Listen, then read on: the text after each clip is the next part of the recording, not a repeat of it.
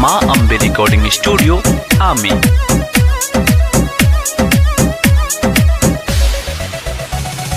जहिया से भइल लहर बारी हो, भइल जाने मारी बड़ी बेजोर बारी हो।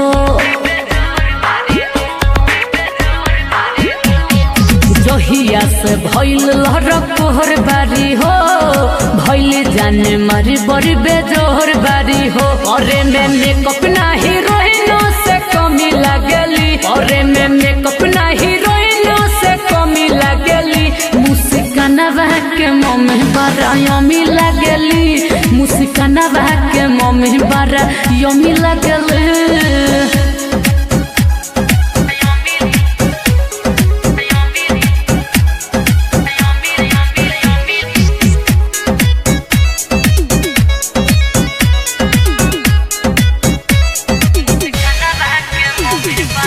महारत नजरिया के थोड़ी नइखे, उम्र के इनका कोनो जोड़ी नइखे।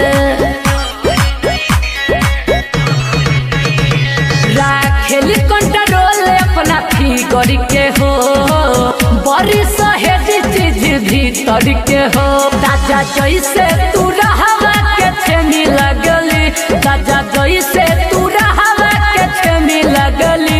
मुस्कानवा के मम्मी बड़ी यमी लगली, मुस्कानवा के मम्मी बड़ी यमी लगली। Music by Vikas Bihari.